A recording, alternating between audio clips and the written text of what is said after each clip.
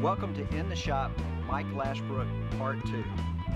Join us as Mike shares with us some more history and some tips on painting. The best. Now, Dad knew the Purdue's since the 30s, but he never took us up to meet Mrs. Purdue or Charlie. Right. It would have been a real blessing to meet her because they would have showed you stuff. Sure. And showed you what brushes she used. That would help me. Right. But we run across a guy, Dad did name Jack Reinhardt. This guy was unbelievable. An artist like you cannot imagine. He could carve, he could sculpt, he could engrave. I've seen engrave watches. He did pinstriping on motorbikes and hot rod cars, freehand. I mean, this dude's a freehander, and he's fast. He can mix paint. I've watched him match colors on old decoys. I mean, just hit the colors just like that. But he was a commercial artist. He was a natural. And so I watched Jack paint, probably maybe 30 decoys. And I learned a lot from him. And I was amazed. He could pick up, I couldn't do it then. Now it's no big deal. But he could paint part of a decoy and then quit. And, all the paint's dried. It was oil base. It's all dried up the next day. And he painted with inky paint, watered down. I mean, I like Mrs. Ellison style, thick paint. I like to paint with the consistency of Elmer's white glue right on the bottom. Right. Anyway, Jack painted with inky-like paint, watery-like paint. And I've watched him start one day and come back a few days later and match the colors just like that. I mean, he's just there right now. He came over to the house one day. It was a Saturday afternoon. Dad was gone. He wanted to. He asked if we could cut out a gadwall pattern for him. Well, we didn't have any gadwall patterns. In the 60s, there were no gadwalls around here to shoot. You might see one. It would be extremely rare, and everybody would be trying to shoot it because it would be like a trophy. So anyway, we said we didn't have any patterns, so we had a piece of pine down there. 1 3/8, maybe 1 5/8. I think it was about 1 3/8 teal wood. And I watched him. He just takes his pencil like this, and it was a sleeper. And he's got this piece of wood, and he goes like this, like that quick. And it looked like a gadwall. I mean, I'm erasing, and I'm doing this, and I've got pictures, and you know how it goes. But he was just a natural, and so I learned from him. And then Lew Schiphol. Lew would tell you anything. Terrific artist. I think he. A lot of people don't know who he is today, but I believe Lew Schiphol is one of the greatest decoy painters of all time. He's painted thousands of decoys. And back then, I met Lew, I was in high school. He came over to the house about, matter of fact, I and Lew was talking about this not too long ago, probably about 64, 65.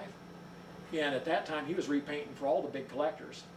And Gabe Junker had him repaint a lot of decoys, $3, $5 a piece. So Mike, I'm going to have you show us a couple of examples of the decoys that you guys made and painted. And the one you're holding right now is just a beautiful little wood duck hen. Thank you. So tell us about this. Okay, this is a pattern we drew back in the 60s. We had to have, like I said, the extra species to sell because, we wanted the repeat business. And we were using this as a family business. So there was a lot of decoy collectors back then, a lot of younger guys, a lot of older guys, and lots of people at the show. So you could sell stuff easily. This here is made out of white pine, bottom half, top half, it's hollow.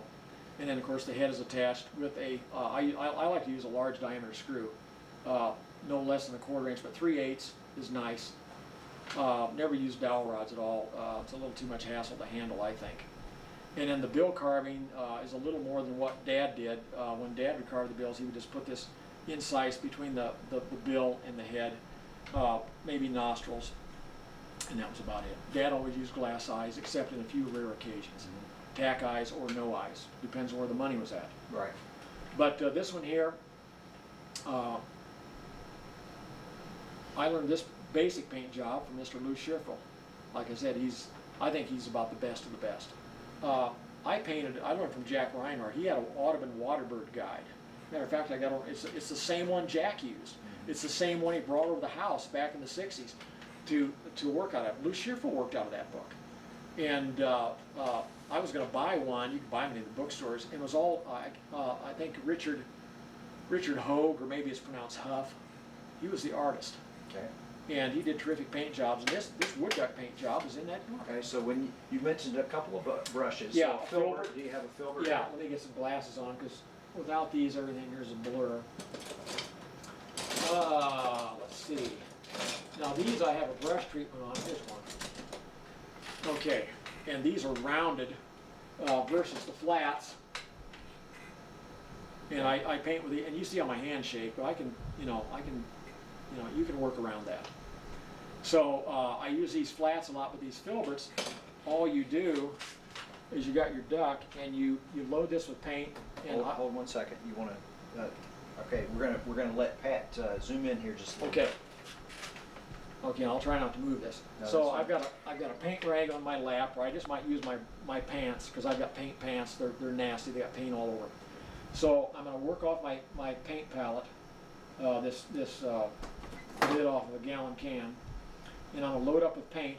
And I'm going to like this and like this, and I'm going to start back here, and I'm going to go. And you load, you clean the brush, and you can literally feather this fast. So tilt it just this way. So all of these little rounded marks, you're just basically tapping the edge of that brush. Well, no, you don't tap the edge of it. I'll just, well, we don't have enough color variation here. We'll just use this. The best way to use it is at about an angle like this, or you can even come down at a vertical angle like that. Okay. And you see what the brush does. Okay, it's bending. Yeah, right. And you can actually see, so the guys at home can practice. And I used to practice, like I said before, a 2x4 painted white. Right. And I'd use my striping brush, a 3/0 for puddle ducks and any of your natural size decoys. If you're going oversized, then you can go with a 2/0. But once you get 1/0 and above, I mean, you're getting big, thick stripes. Right. But I use a dagger striper. And so you're just going to take this, you're going to start back here, and you can see what the brush does. Now, if it's making too big of feathers, and I've got an assortment of these, I've got them narrower and wider. And the harder you push, the wider the feather gets, but it's a slick deal. And then when you come back, you can see from the light, the camera, that I've got these purplish, wood ducks don't have this stuff, but people like this. Yes. And what I tell people, when you make decoys, be traditional, but don't get too traditional. You know, you gotta have something on there. You gotta have some sparklies. 1 or 2 features that you're going to emphasize. And so, like I told my brother, he likes to paint just a plain duck. Well, I've told him before, ducks don't spend money, people do. Spend money. Okay. And so you make these for people.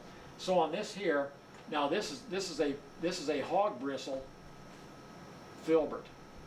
But then when I want to paint these purplish brownish feathers, then I'll take one of these Teclon filberts. And you know, if you don't want to spend the money for a sable, you can. You'll paint a lot better with a sable, believe me. I've got some $50 brushes, make marvelous strokes. So then you're going to load this sable, or this real soft filbert with your purplish paint. And this is a red, any kind of red, Prussian blue. And then I'm putting, I'm going to the purple side, and then I'm adding burnt umber, because I want to stay to the red side. This is a puddle duck hen. When I do divers, I'll use a raw umber. I'll use 2/3 raw umber, 1/3 burnt umber. When I go to the puddle, because I want to stay to the gray side. Mm-hmm. When I do puddle ducks, I use 2/3 burnt umber and 1/3 raw umber, because I want to stay to the red side. Okay. So if I can stop you just for 1 second. A couple of things that I've heard you tell us. One is practice on something besides the duck. So do you practice both getting the color that you want and the stroke that you want to make before you try painting the duck? And even now, I mean, I painted a lot of decoys, but I mean, there's some days, you know, my hands will not do what my mind perceives. I mean, you know how it is. So anyway, so I'll load up with this purplish color, and I'm going to come in here, and this is cool, and what you can do, and I'm going to say this, I'm a Christian. All my best ideas come from God. They're not mine. Okay, then Tim, after you do these feathers and filberts, you can add any detail you want. Now on your base coat, always make a variegated base coat, just like a hen is.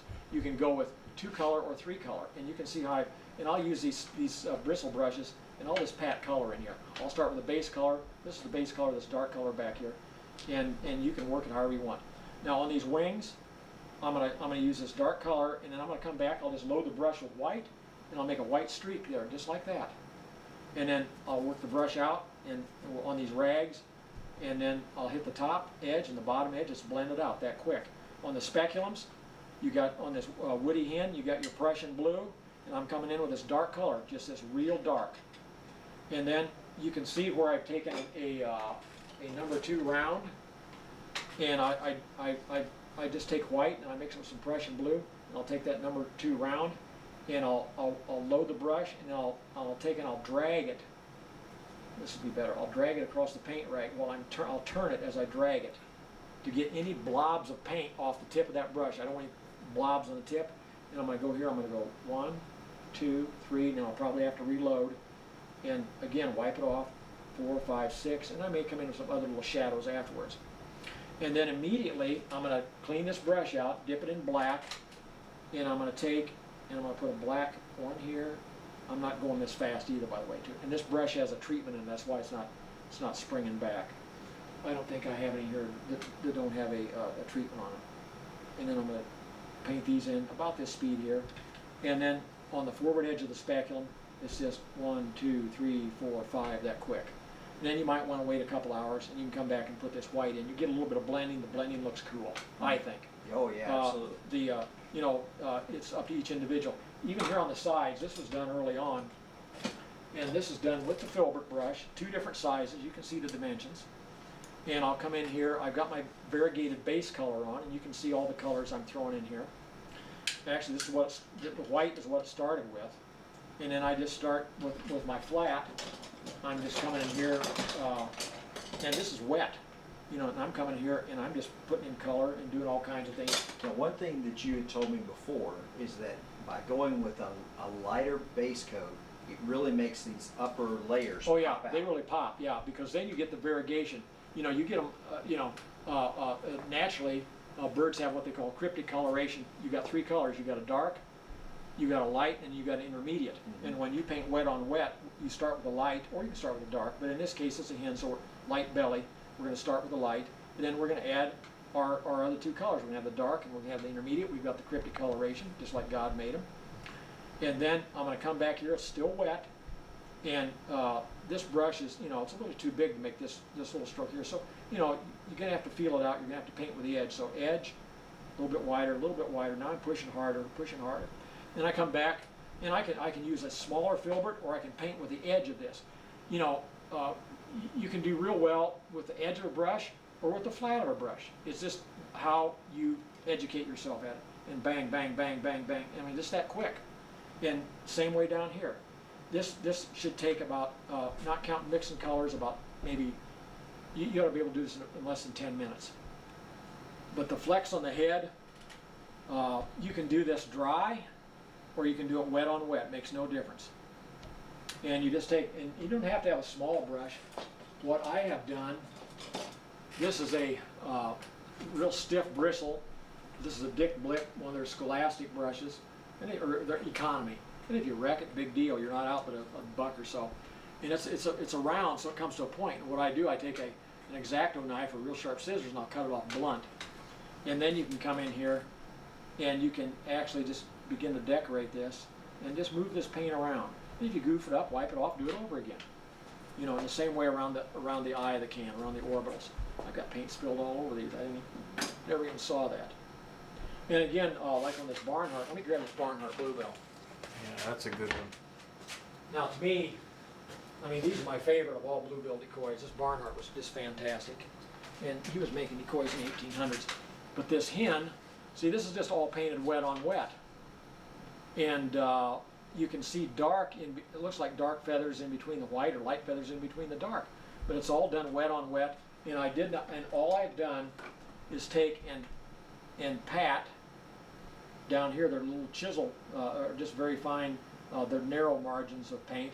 And up here I kind of drug the brush down and pull, down and pull, down and pull.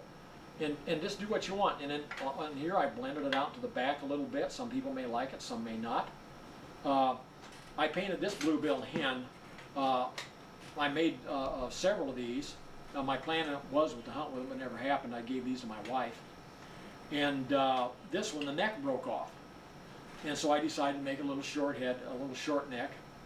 And the mask on the bluebill is all done with a number 2 round. Whatever I did with that, I don't know. But anyway, on the number 2 round, we'll just pretend this is a round pointed brush. You just make little streaks and you drag it out. Or if you want, just take a smaller brush and just make your white arc across there. It makes no difference. You know, it's your creation. But I made these. And again, this is not like a bluebill hen. This is what I want a bluebill hen decoy to look like, because I want ducks to see it from a long ways away. There's a lot of guys out there that are terrified of painting hens. But they're the easiest thing to paint. There you go. Because you can do anything with what it. you want to. And remember, you're not God, so you can't make a duck. You're only going to make a decoy. And everybody I've taught to paint, everybody I've worked with, don't pay any attention to what anybody else does. You know, you may like what they do, pay attention to that. If they got a nice technique, pay attention to that. But you make your own decoy and you make it your way. Now remember, when you make it, you're doing the best you can. Right. So that automatically makes you the best at what you do, and you're the best painter in the world. In the world. And who cares what anybody else does? There you go. What a great artist. And how generous of him to share those painting tips with us. So like Mike says, anybody can do it, so get out there and try it. Until next time, I'll see you in the decoy shed.